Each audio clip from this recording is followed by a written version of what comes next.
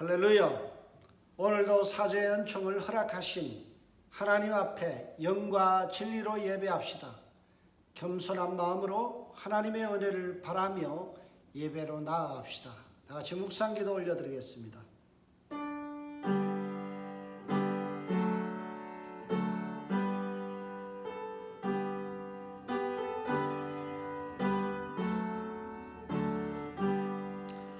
허물의 사함을 받고 자신의 죄가 가려진 자는 복이 있도다.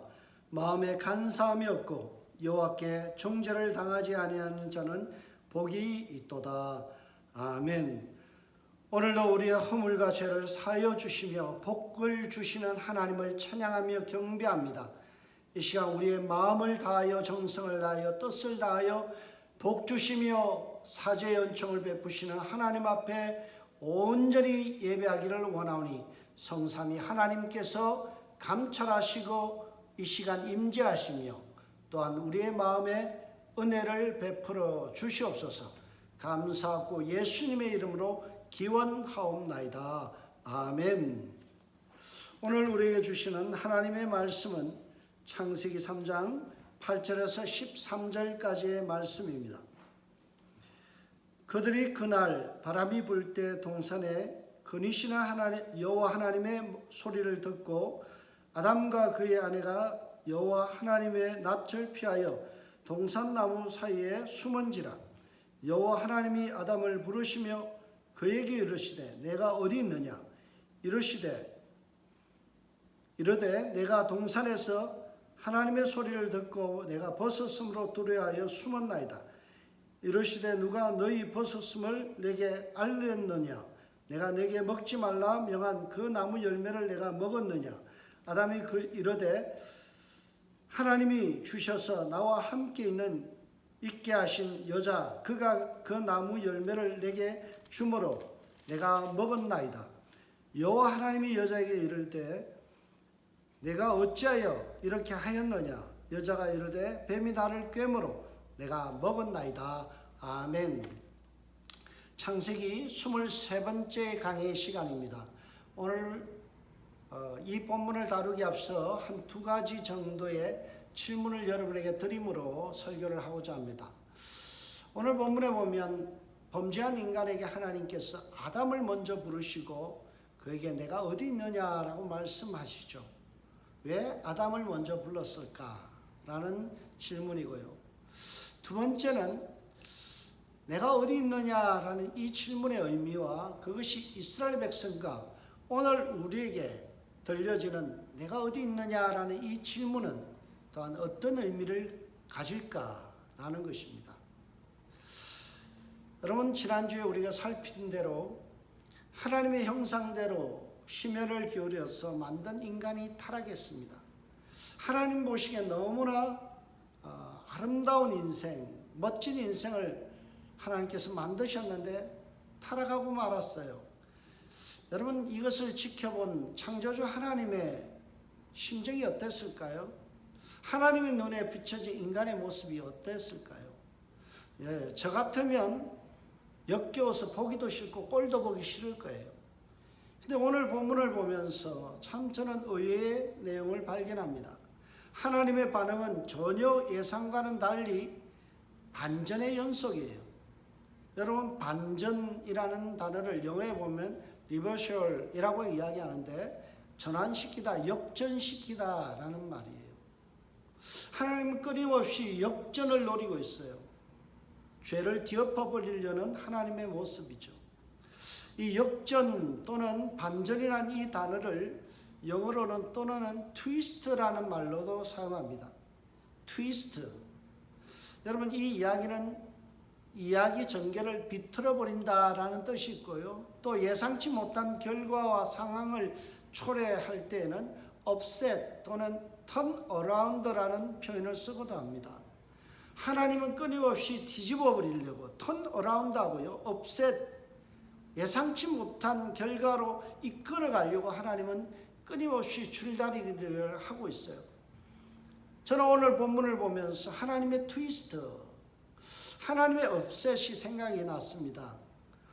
죄를 지은 인간의 상황을 반전시키고 뒤엎어버리려는, 비틀어서 다시 하나님의 은혜로 끌어내려는 하나님의 그 노력하심이 오늘 본문에 그대로 드러나 있습니다. 오늘 본문을 읽어보면 죄로 말미암아 아주 실망스러운 인간이 되어 있는 그 인간, 꼴도 보기 싫은 인간에 대해서 하나님은 끊임없이 어떤 반응을 보이는가 하면 역전시키려는, 반전시키려는 하나님의 그 노력이 그대로 투사되었습니다. 우리의 예상과는 전혀 다른 하나님의 사랑이 증폭되는 내용이 오늘 본문의 핵심입니다. 지난주 다뤘던 3장 1절에서 7절의 내용은 타락한 인간의 단면을 보여주고 그 모습을 보여주고 있습니다. 이어지는 8절에서 24절까지의 내용을 보면요, 타락한 인간을 하나님께서 부르시죠. 소환하시고 회개를 촉구하십니다. 그러나 인간은 끝끝내 회개의 자리로 나오지 않습니다. 그 결과 기쁨의 동산 밖으로 쫓겨나는 이야기가 8절에서 24절까지의 내용인데요. 오늘 본문 8절에서 13절은 그 서두에 해당되는 내용입니다. 여러분, 오늘 본문을 보면 인간은 끊임없이 타락하고 변명으로 일관하지만 하나님은 꼴도 보기 싫은 그 인간을 외면하지 않으시고 도리어 온유함과 사랑으로 다가가고 있다는 사실이에요. 8절을 보시기 바랍니다. 그들이 그날 바람 불 때 동산에 거니시는 여호와 하나님의 소리를 듣고라고 말씀하죠. 여러분, 여기에 표현해 보면 하나님이 어떤 분으로 나오세요? 여호와 하나님으로 표현되어집니다. 1절에서 7절까지는 뱀과 하와의 대화 속에서 하나님은 제3자로 엘로힘으로 하나님으로만 불려졌어요. 하나님과 전혀 관계없는 그들만의 다이얼로그, 대화가 계속되었죠. 하나님을 표현할 때 엘로힘, 하나님으로만 불렀어요. 근데 오늘 본문에 보면 하나님은 어떻게 등장하는가 하면 여호와 하나님, 여호와라는 말은 나와 너와 언약을 이야기할 때 말씀하시는 것이 바로 여호와라는 표현이죠. 오늘 이 본문은요, 나는 너와 제3자가 아니라 언약 관계를 포기하지 아니하시는 당사자이다라는 메시지예요. 이렇게 하나님은 죄인인 아담과 하와를 찾아오셨어요. 그것을 증명해 주는 단어가 바로 거니시는 이라는 단어입니다. 에덴 동산을 하나님은 걷고 계세요. 거닐고 계세요. 근데 이 단어는, 거닐다라는 단어가 히브리어는 미트 할레크라는 단어죠. 우리가 잘 아는 단어예요. 할레크는 데레크, 왕의 대로라는 단어입니다. 족장의 길을 이야기할 때, 믿음의 길을 이야기할 때 데레크죠. 그래서 이스라엘 백성들은요, 성막에 임재하시는 하나님을 표현할 때 미트 할레크라는 단어를 썼어요.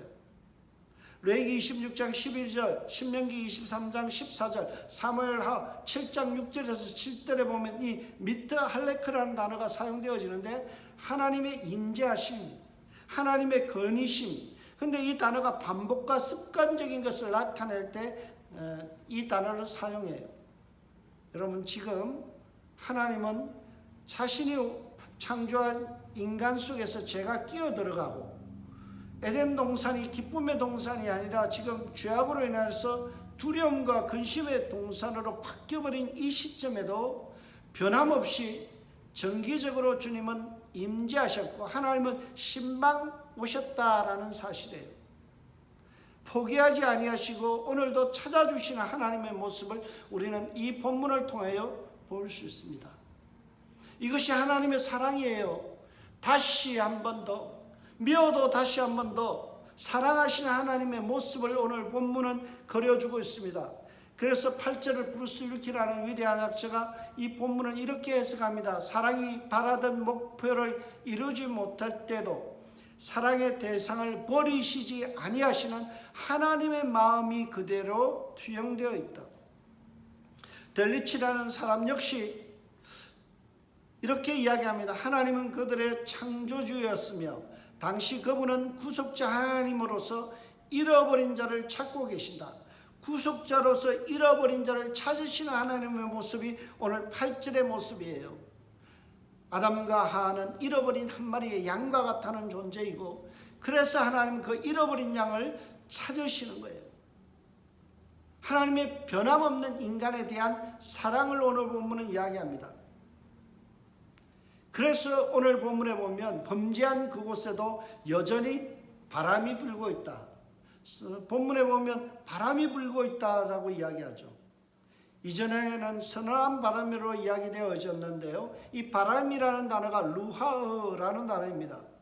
근데 이 말을 바람으로도 해석할 수 있지만 하나님의 영으로도 해석할 수 있습니다. 1장 2절에 보면 땅이 혼돈하고 공허하며 흑암이 깊음에 있고 하나님의 영은 수면 위를 운행하시니라. 하나님의 영이 모든 혼돈과 공허를 덮어버린 그 세상, 그것을 품으시는 하나님을 설명할 때 하나님의 영, 루아라는 단어를 사용했어요. 기쁨의 동산이 에덴이 죄로 말미암아서 혼돈과 공허, 흑암으로 완전히 팽배해져 있지만 하나님은 여전히 그것을 감싸시고 수면 위를 운행하시듯이 품으시고 성령 하나님과 함께 죄인들의 소굴이 되어버린 이 에덴 동산에 신방 오시고 찾아오셔서 다정스럽게 부르고 계시고 있으십니다. 참 놀랍지 않나요? 나 같으면 꼴보기 싫어서 쳐다도 안 볼 텐데 하나님은 어때요? 여전히 사랑으로 찾아오시고 그들을 품고 계시는 거예요. 그 다정하신 하나님께서 아담과 하와를 품으시기 위하여 에덴 동산에 오셔서 아담을 부르시죠. 그 부르심의 내용이 뭘까요? 다시 회개하고 순종의 자리로 나오라는 하나님의 부르심이에요. 8절에 보면 아담이 여호와의 소리를 듣고라고 말씀하죠. 분명히 그들은 하나님의 음성을 들었습니다. 이 듣다라는 말이 히브리어로 샤마라는 단어인데요. 그 뜻은요, 청종하다, 순종하다라는 의미입니다. 하나님의 메시지는요, 순종해라, 청종해라는 거예요. 이 샤마라는 단어가 사무엘상 15장 22절 우리가 잘 아는 말씀에 등장합니다. 여호와께서 번제와 다른 제사를 그의 목소리를 청종하는 것을 좋아하신같이 좋아하시겠느냐. 순종이 제사보다 낫고 듣는 것이 수양의 기름보다 나으니라. 듣는 것이 낫다라는 거예요. 순종해라, 청종해라. 이것이 샤마입니다. 근데 이 단어, 샤마라는 단어가 출애굽기 이스라엘 백성들에게 등장합니다. 우리가 잘 아는 국민교육 현장인 신명기 6장 4절에서 5절에 이 말씀이 나오죠. 쉐마 이스라엘. 샤마의 변형인 쉐마라는 단어가 등장합니다. 이스라엘아 들으라. 우리 하나님 여호와는 오직 하나인 여호와시니 너는 마음을 다하고 성품을 다하고 힘을 다하여 내 하나님 여호와를 사랑하라. 여기에 쉐마라는 말이 바로 샤마입니다. 이스라엘 백성들을 향하여 출애굽은 이스라엘 백성들을 향하여 샤마, 하나님의 말씀에 순종하라, 청종하라, 이 말씀을 하고 있죠. 모세는 지금 샤마라는 이 단어, 들으라는 말을 통해서 쉐마 이스라엘을 외치고 있습니다. 하나님을 믿고 신뢰하기보다는 점치는 뱀에게 쫓아가서 인생을 맡기고 주술적인 것을 탐닉하고 영혼을 맡겨버린 이스라엘 백성들, 범죄한 이스라엘 백성들을 향하여 샤마, 다시 순종의 자리로 나오라는 거예요. 우상과 점치는 주술에 빠져있는 것을 회개하고 다시 하나님께 힘을 다하고 순종하여 사랑하는 백성의 자리로 회개하고 돌아오라는 하나님의 음성을 모세는 지금 이스라엘 백성들에게 전하고 있어요. 태초에 있었던 아담과 하와의 범죄한 사건 속에 찾아오신 하나님의 모습을 그대로 가져와서 이스라엘 백성들에게 지금 외치고 있는 거예요. 그러나 인간은 이러한 하나님의 간절한 호소와 기대에 순종하지 않습니다. 8절을 보세요. 뒷부분에 아담과 그의 아내가 여호와 하나님의 낯을 피하여 동산나무 사이에 숨은지라. 인간의 죄성의 단면을 보여줍니다. 그것이 뭔가요? 사랑하시는 하나님의 사랑을 배격해버리고 하나님의 사랑을 회피해버리고 하나님의 사랑을 거절하는 거죠. 여러분 혹시 여러분도 죄된 모습을 하나님 앞에서 숨기려 하지 않나요? 동산나무를 방패 삼아서 자신의 죄를 감춰보려는 아담과 하와의 모습으로 우리는 살고 있지 않습니까? 회개하기보다는 이런저런 수단과 방법을 동원하여 자신의 죄를 감춰보려고 하는 아담과 하와의 그 죄의 습성을 오늘 우리는 그대로 드러내고 있지 않나요? 마치 소용도 없는 무화과 나무 잎으로 치마를 만들어 두르고 자기의 수치를 가려보려고 했던 그런 모습처럼 우리는 종교적 열심을 가지고 그 종교적 열심이라는 무화과잎, 제자훈련이라는 무화과잎, 선행이라는 무화과잎, 구제, 금식, 철야, 큐티라는 무화과잎으로 우리는 우리의 죄를 가려버리고 하나님 앞에서 좀 우리의 죄성을 드러내지 않으려는 그런 얄팍한 속임수를 구사하고 있지는 않나요? 이런저런 것 종교적인 행위를 통해서 우리의 죄성을 가려보려고 방패 삼아서 그렇게 하나님 앞에 반응하는 신앙인들이 의외로 많습니다. 나 이 정도 헌금하니까, 나 이 정도 순종하니까, 나 이 정도 봉사하니까, 나 이 정도 큐티하고 제자훈련 받으니까 하나님, 그러니 그것을 방패로 그거 방패막이 삼아서 하나님 앞에 나와서 뭐라고 이야기하겠어요? 내 죄 좀 눈 감아주세요. 모른 척 해주세요. 이러면서 구렁이 담 넘어가듯이 넘어가려는 우리의 얄팍함이 우리 속에 있어요. 그러나 우리가 한 가지 기억해야 될 것이 있습니다. 그것은 뭔가 하면 죄는 결코 숨길 수 없다는 거예요. 하나님 앞에 죄는 숨을 수 없어요. 빅터 해밀턴은 이렇게 이야기합니다. 나무가 정말 하나님과 인간 사이에 위치할 수 있을까? 이 말의 뜻이 뭔가요? 나무들이 결코 하나님 앞에 가림막이 될 수 없다라는 거예요. 우리의 죄를 가려줄 수 있는 가림막이 될 수 없다라는 거예요. 누가복음 8장 17절은 우리에게 이렇게 말씀합니다. 숨은 것이 장차 드러나지 아니하는 것이 없고 감춘 것이 장차 알려지지 않는 것이 없느니라. 눈동자같이 살피시는 하나님 앞에 우리의 죄는 숨길 수 없어요. 아담과 하와가 나무 뒤에 숨는다고 하나님 앞에 숨겨지는 것이 아니었어요. 예레미야 외침처럼 하나님은 심장을 살피시고 폐부를 시험하시고 각각 그 행위와 그 행실대로 보응하시는 분이십니다. 하나님은 정확하게 우리의 죄를 보고 계세요. 하지만 하나님은 온유하시고 사랑이 많으시기 때문에 거칠게 우리를 다루지 않으세요. 그 내용이 바로 9절의 내용입니다. 여호와 하나님이 아담을 부르시며 그에게 이르시되 내가 어디 있느냐? 부르시며 이르시되, 하나님의 억양 속에는 전혀 화난 목소리가 없습니다. 다정하게 부르십니다. 책망과 화를 내기보다는 관계 회복을 위해서 내가 어디 있느냐라고 지금 온유한 음성으로 말씀하고 계시고 다가오시고 있어요. 참 온유하신 하나님이십니다. 고든 웨남은 이 부분을 이렇게 해석합니다. 다양한 성격의 죄들이 그들 자신의 입으로부터 나오고 있다. 그러나 하나님의 신문에는 온유함이 있다. 하나님은 신문하시지만 결코 화난 목소리가 아니라 온유함으로 상대하고 있어요. 하나님은 성품상 온유하시기 때문에 죄인인 아담과 하와를 향하여 직설적으로 명령하지 않고 질문하지 않습니다. 그들에게 이르시되 내가 어디 있느냐? 이 질문의 의도는 숨은 것에서 그들을 끌어내어서 혼내고 화를 내기보다는 회개를 위해서 하나님 앞에 이끌어내어서 회개시키기 위한 하나님의 깊은 사랑의 의도가 숨어져 있어요. 하나님께서 아담이 어디 있는지 몰라서 물었겠어요? 다 아시지만 회개할 수 있는 세컨 찬스, 그들에게 다시 한번 기회, 하나님의 반전을 노리시는 하나님의 은혜가 그 속에 숨어 있는 거예요. 회개를 호소하고 계십니다. 그래서 이 내가 어디 있느냐라는 이 질문은요, 책임을 따지는 질문이 아니라 지금 하나님과 어떤 관계 속에 있느냐라는 질문이에요. 우리 사이가 왜 이렇게 서먹해졌냐, 왜 이렇게 벌어졌느냐, 다시 좁힐 수 없느냐라는 하나님의 화해의 메시지가 이 본문이에요. 그래서 아드 핑크라는 유명한 성경학자가 오늘 본문 이 부분을 이렇게 이야기합니다. 죄인을 호출하는 경찰관의 목소리가 아니라 간절한 사랑의 부르심이다. 하나님의 부르심, 내가 어디 있느냐는 이 부르심은 간절한 사랑의 부르심이에요. 하나님은 죄인인 아담을 찾아가십니다.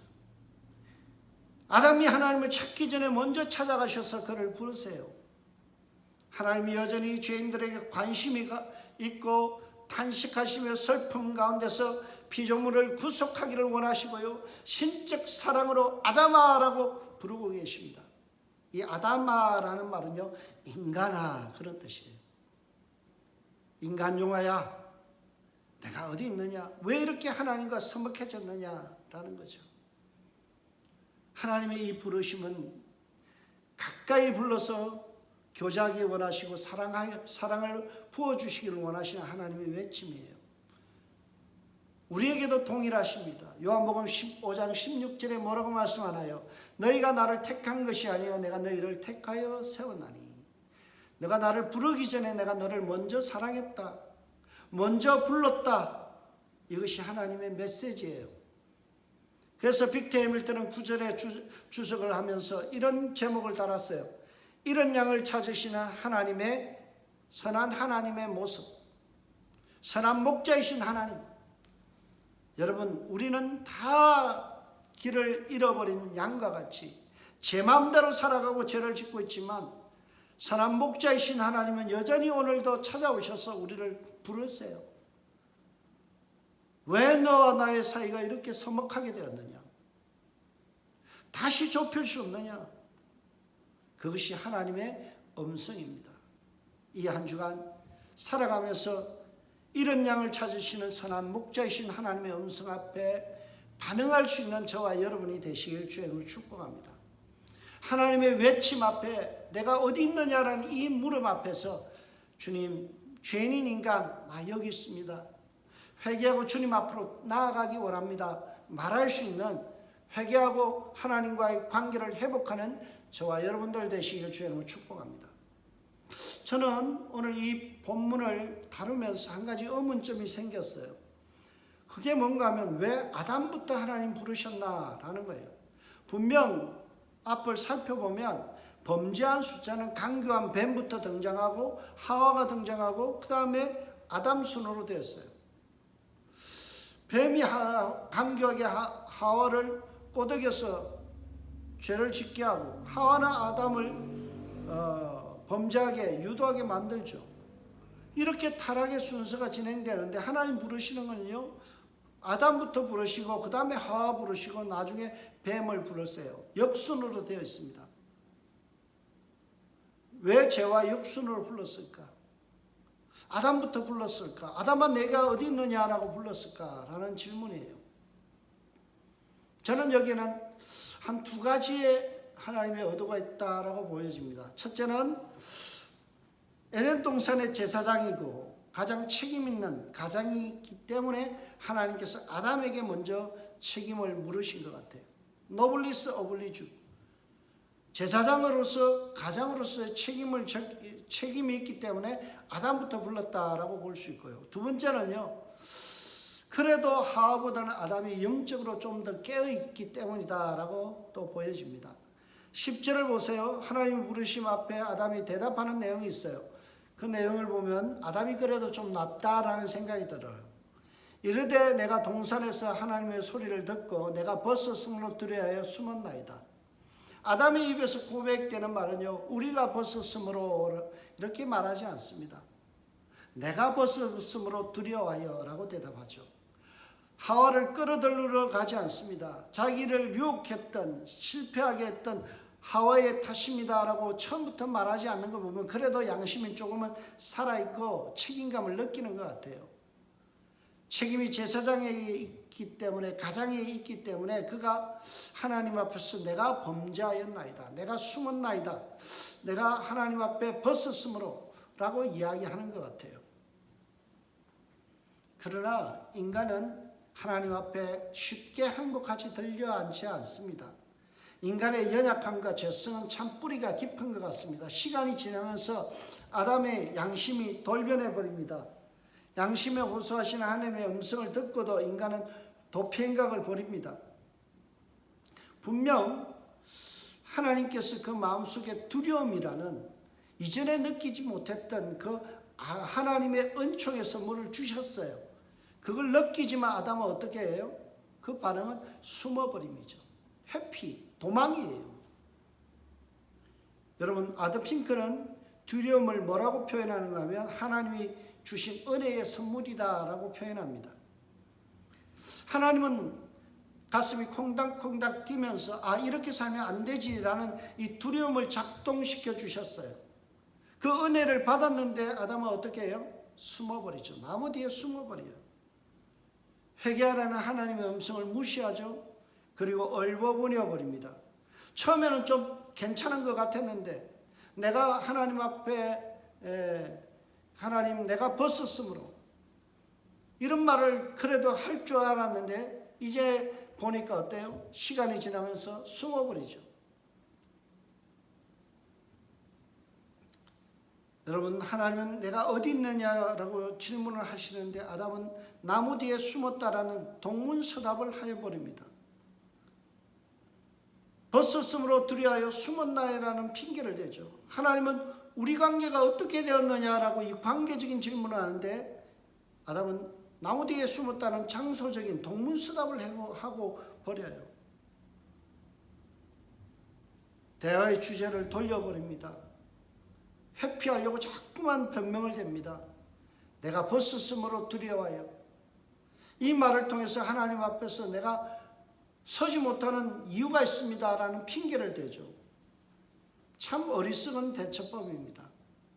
아담과 하와가 나무 뒤에 숨은 것을 하나님께서 모르셨을까요? 아시죠? 그럼에도 불구하고 핑계로 계속해서 일관합니다. 여러분, 아담과 하와가 나무 뒤에 숨은 것은 마치 요나가 뱀 밑창에 들어가서 숨은 것과 같은 행위예요.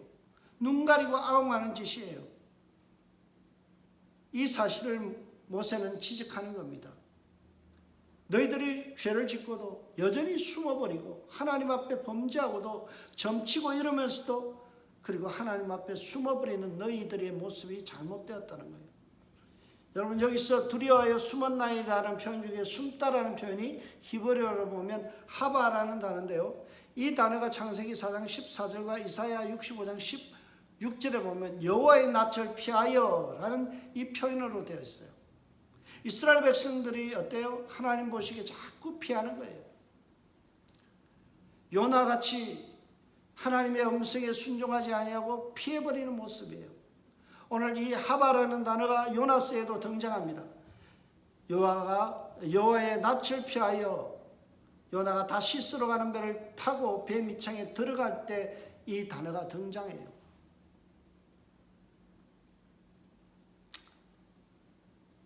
하나님 앞에서 피하려는 그 모습. 저와 여러분의 모습이 그렇지 않나요? 범죄한 것을 하나님 앞에 내어놓고 회개하기보다는 숨어버리고 얼버무려버리는 우리의 모습들이 있죠.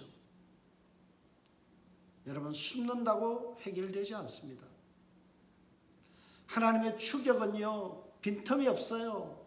아담과 하와가 나뭇잎으로 가리고 나무 뒤에 숨어버렸지만 그러나 하나님의 맹렬한 추격하심 앞에는 결코 그들이 숨을 수 없었다는 것이고 은신처를 구할 수가 없었어요. 그 내용이 바로 10절에서 13절의 내용입니다. 그들은 하나님 앞에 숨어보려고 했지만 그들의 입에서 나오는 자신들의 말이 자신을 고발하고 있어요. 내가 듣고 내가 숨었나이다. 내가 먹었나이다. 내가 먹었나이다. 여러분, 자신의 입으로 죄를 실토하고 토스를 해버립니다. 아담과 하와가 자신이 저지른 죄에 대해서 그대로 폭로하죠. 한자에 자성자박이라는 말이 있습니다. 자기 스스로 밧줄로 자기를 묶는다라는 뜻이에요. 저는 오늘 본문을 보면서 아담과 하와가 바로 자성자박하는 것 같아요. 나무 뒤에 숨어 무화과 잎으로 자신의 죄와 수치를 가려보려고 하지만 자신의 죄들이 그대로 자신의 입에서 폭로되어 버리죠. 자백해 버립니다. 불꽃 같은 눈으로 감찰하시는 여호와 하나님 앞에서는요, 결코 숨을 수 없어요. 하나님께서는 사랑의 하나님이시고 온유하시기 때문에 아담과 하와에게 재차 회개하실 수 있는 기회를 허락하시기 위하여 11절에 말씀을 합니다. 11절을 보세요. 이르되 누가 너희 벗었음을 내게 알렸느냐? 내가 내게 먹지 말라 명한 그 나무 열매를 내가 먹었느냐? 끈질기게 하나님은 부여하고 있어요. 하나님은 다 아셔요. 그런데 뭐라고 이야기해요? 누가 너의 벗었음을 내게 알렸느냐? 지금 하나님은 돌려서 말하고 있어요.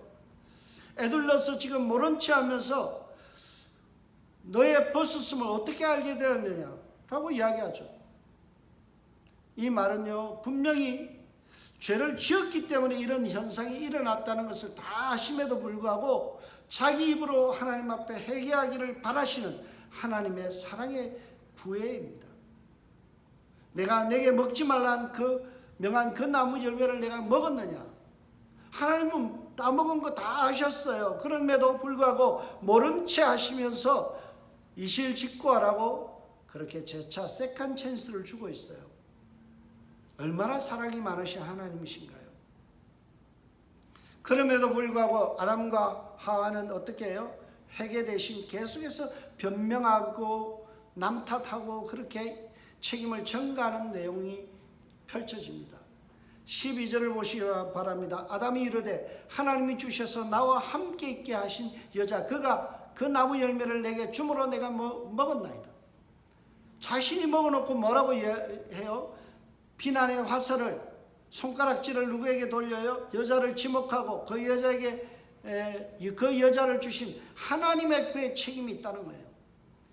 1차적으로 여자가 잘못했고 2차적으로 하나님 잘못입니다. 그렇게 핑계를 돌리고 자신은 마치 희생양이냐 희생자 코스프레를 늘어놓고 있습니다.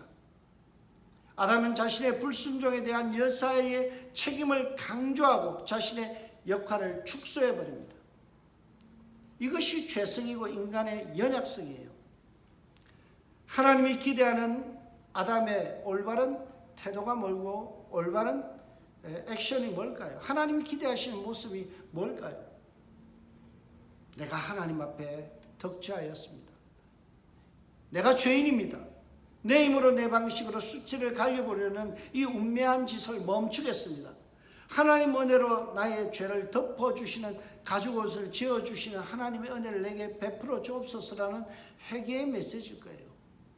모든 책임은 내게 있습니다. 내가 가장으로서 내가 제사장으로서 가정을 지키지 못하고 이 에덴 동산을 지켜내지 못했습니다.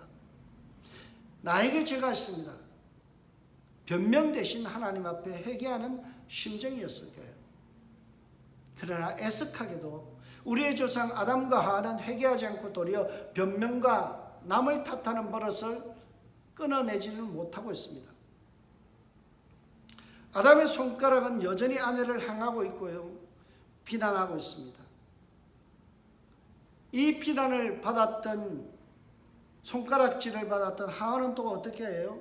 그 비난의 화살을 비틀어서 방향을 돌려서 하나님께 잘못이 있다. 그리고 뱀에게 탓을 하고 있습니다. 13절을 보세요. 여호와 하나님이 여자에게 이르시되 내가 어찌하여 이렇게 하였느냐? 여자가 이르되 뱀이 나를 꿰물어 내가 먹었나이다. 나는 결백하고 나는 억울한 면이 많아요. 책임이 있다면 강교한 뱀을 만든 하나님이 잘못이죠. 그리고 그 뱀이 꿰물어 내가 먹은 것 뿐이에요. 이러한 항변을 하고 있어요. 자신의 책임을 모면하기 위해서 끊임없이 변명하고 있어요.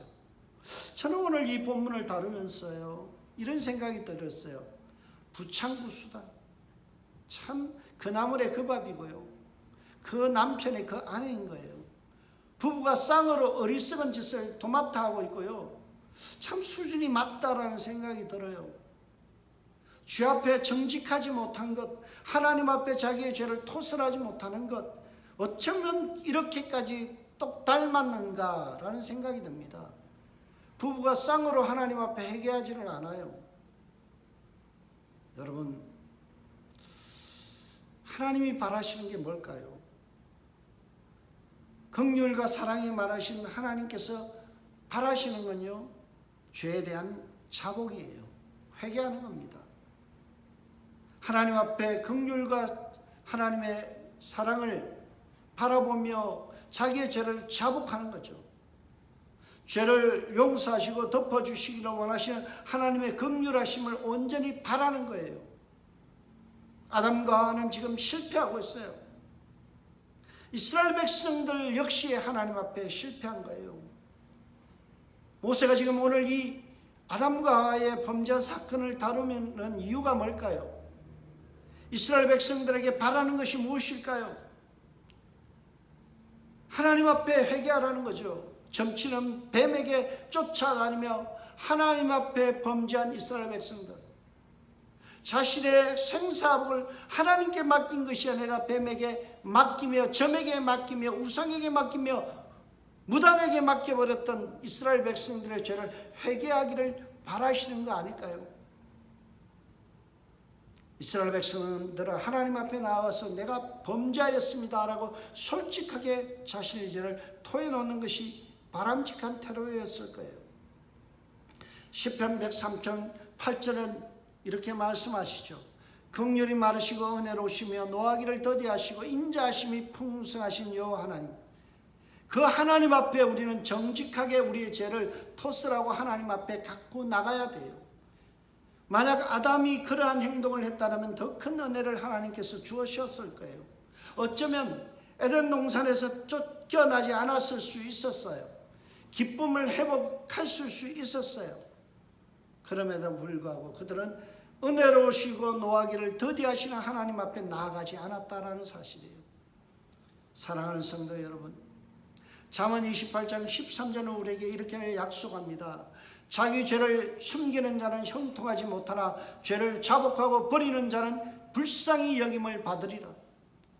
사랑하는 우리 성도 여러분들, 잘 들으세요.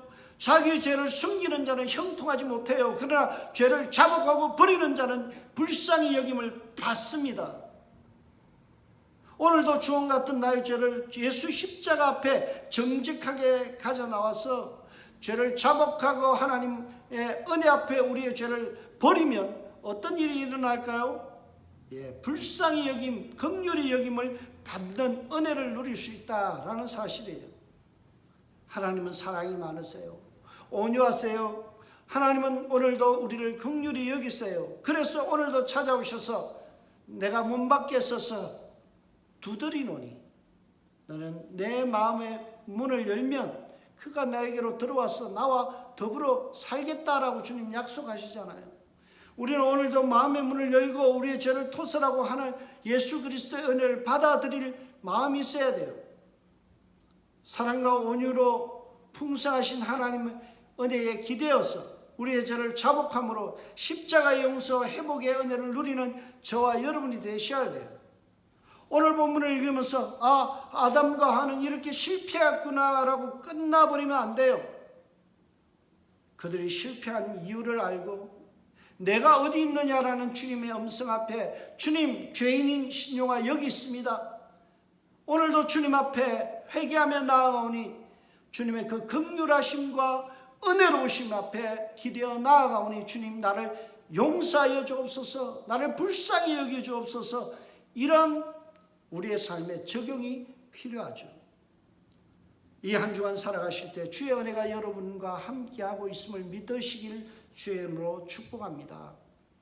그 은혜에 힘입어 주님 앞에 죄 자복하고 용서받으시는 이 한 주간 되시길 주의 이름으로 축복드립니다. 기도하겠습니다. 하나님 아버지, 참으로 감사합니다.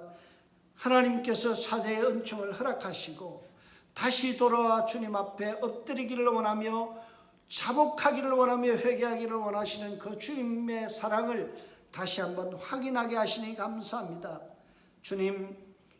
주님과 소원해졌던 이 관계를 다시 회복하기를 원하오니 주님, 우리를 품어주시고 잃어버린 한 마리의 양을 다시 찾으시는 선한 목자이신 하나님께서 우리를 찾아주시옵소서. 감사하고 예수님의 이름으로 기도합나이다. 아멘. 찬송가 299장입니다.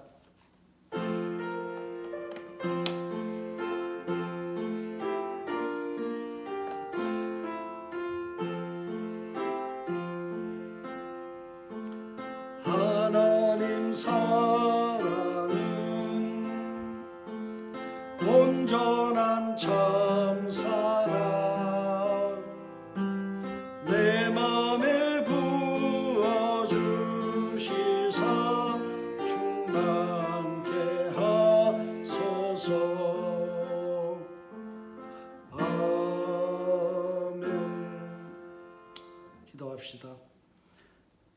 온전한 참 사랑을 우리의 마음에 부어주셔서 회개할 수 있도록 주님 도와주시고 자복하며 주님 앞에 나아감으로 하나님의 긍휼하심과 그 온유하심과 사랑하심을 맛보아하는 한 주간 되게 하여 주시옵소서. 하나님과 깨어져 버린 관계를 회복하는 한 주간 되게 하시고 하나님 앞에 자복하고 회개함으로 하나님의 그 사랑을 다시 한번 느끼며 살아가는 한 주간 되게 하여 주옵소서. 지난 한 주간의 죄를 자복하고 주님 앞에 나왔습니다. 주님 용서하심에 그 감격하여 감사하는 마음으로 주님 앞에 예물 드리오니 받으시고 하늘 상급으로 갚아주시며 이 예물이 쓰여지는 곳곳마다 하나님 회개의 역사가 일어나는 귀한 물질로 사용되게 하여 주옵소서. 우리의 자녀들 어디에 있든지 주의 은혜로 감사 주시고 매일매일마다 주님 앞에 자복하며 회개하며 하나님 앞에 정결한 영혼들로 살아갈 수 있도록 은혜 나려 주옵소서. 지금은 우리 주 예수 그리스도의 은혜와 하나님의 사랑과 성령의 복 주심의 역사가 오늘도 우리의 죄를 자복하며 주님 앞에 사랑받기 원하며 회복되기 원하는 모든 은샘 가족들과 이웃교회 성도님들과 우리를 대신하여 선교하시는 모든 선교사님 가정들 위해 주의 복이 함께 하시며 주의 긍휼하심의 역사가 저들의 가정에 함께하여 주옵시기를 간절히 예수님의 이름으로 축복하며 축원하옵나이다.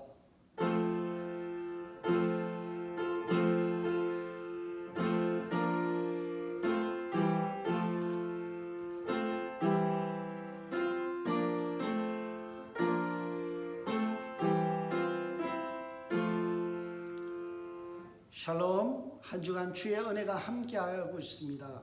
주님의 사랑이 함께하고 계십니다. 이 한 주간 살아갈 때 그 사랑에 기대어 은혜에 기대어 하나님 앞에 회개하며 살아가므로 주의 긍휼하심을 맛보아하는 한 주간 되시길 주의 이름으로 축복합니다. 샬롬.